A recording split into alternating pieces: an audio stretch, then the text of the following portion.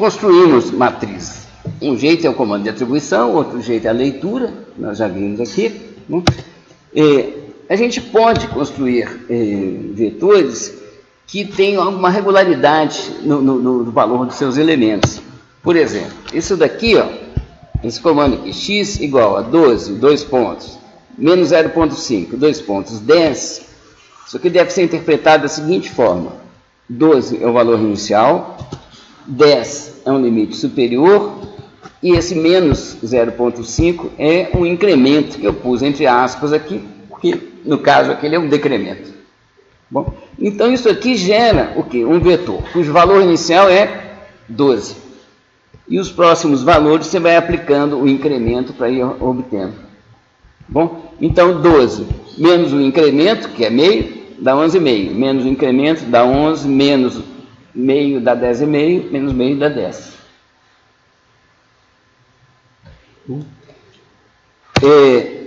Tem uma simplificação na notação, porque é muito comum a gente ter o valor 1 como incremento. Tá bom? Então você fala assim, x igual a 10, 2 pontos, 13, tá bom? Então isso aqui gera esse vetor aqui, 10, 11, 12, 13.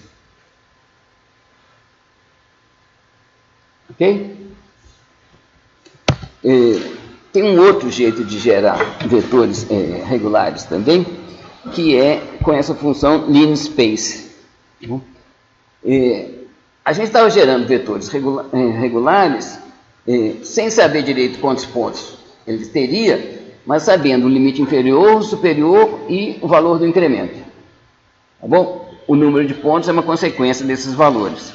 Agora aqui a gente vai inverter a situação. Tá bom? A linspace, você pega os limites, certo? O menor valor, o maior valor e o número de pontos. Bom, o incremento é calculado em função disso. Bom, então aqui o menor é 0, o maior é 10, eu vou ter 3 pontos ao todo, tá bom? Incluindo o 0 e o 10. Então o resultado disso daqui é 0, 5, 10. Se fosse linspace 0, 10 com 6 pontos, o resultado seria esse que está aqui. É o número de elementos do vetor. Tá bom? Isso aí, conforme nós vamos ver aqui alguns exemplos, que às vezes é mais confortável se você dar um número de pontos e deixar o Scilab calcular um incremento. Às vezes é mais confortável você dar um incremento e deixar o Scilab calcular o número de elementos. Bom, você pode criar matrizes com valores pré-definidos, como essas zeros, né? E ones, zeros. Tá? Isso aqui quer dizer o quê? Eu quero uma matriz só com zeros, com 2 linhas, 3 colunas. Essa aqui quer dizer, eu quero criar uma matriz só com uns, de 2 linhas e 3 colunas. Bom, como é que você cria uma matriz só com 7? Você pega o ones e multiplica por 7. Tá bom? É bem fácil. A gente quase sempre usa essa letra I aqui, vocês devem ter visto aí, esse I maiúsculo para denotar a matriz de identidade. Aí acho que eles fizeram uma gracinha e usam essa palavra I. Então aqui quer dizer uma matriz de identidade 4x4. Bom, então você vê, a matriz de identidade só tem uns na diagonal principal, 0 fora dela. Tem uma outra aqui que eu vou mostrar mais na console aqui.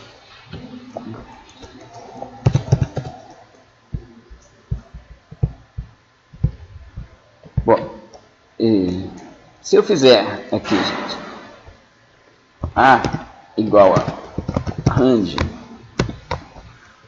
3,5,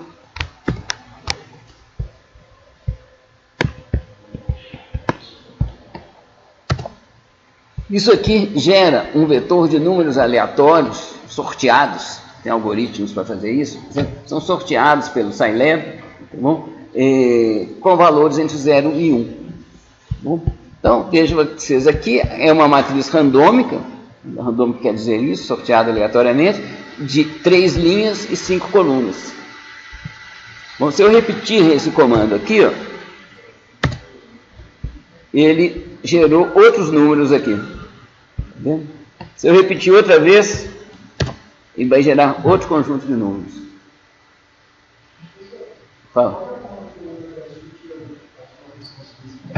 Setinha para cima. Setinha para cima. Tá? Tem algumas coisas que vocês ficam sem ver, né? Mas eu já estou acostumado, eu não consigo deixar de fazer.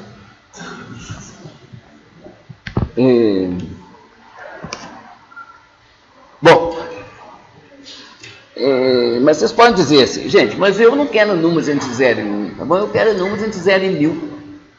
Como é que eu faço? Então, eu faço o seguinte, A igual a rand de 3,5 vezes 1000. Tá bom? Então agora eu tenho números do tamanho que eu quiser. Ah, mas eu quero só números inteiros. Eu posso fazer o seguinte, A igual a round, isso aqui arredonda, tá bom? De 0,5 para cima, para o inteiro de cima, de 0,5 para baixo, para o inteiro de baixo. Tá? Round de rand 3,5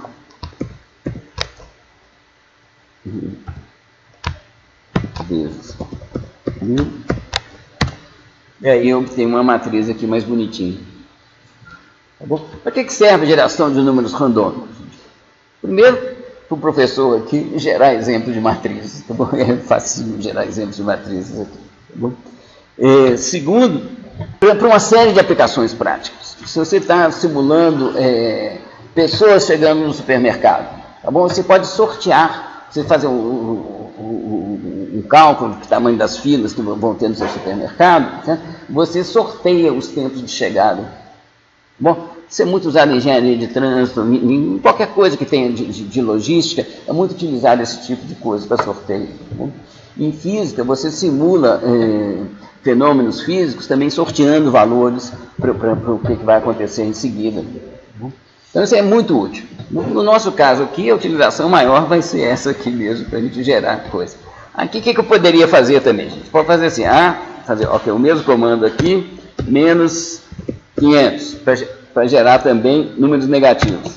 Bom, então agora aqui eu gero números inteiros, certo? Entre menos 500 e mais 500. É só para dizer que a limitação do rand de ser entre 0 e 1 não é nenhum empecilho para a gente gerar um conjunto de números que melhor for se adequar aos nossos propósitos. Bom? O que mais? Se você já tem matrizes, você pode construir outras matrizes a partir delas. Bom? Digamos que aqui eu tenha duas matrizes aqui. Uma é essa daqui. 1, 2, primeira linha, 3, 4 na segunda linha. A outra é 10, 20, 30, 40. Se eu fizer Z igual a X ao lado de Y, entre colchetes, bom, eu vou obter essa matriz aqui. Ó.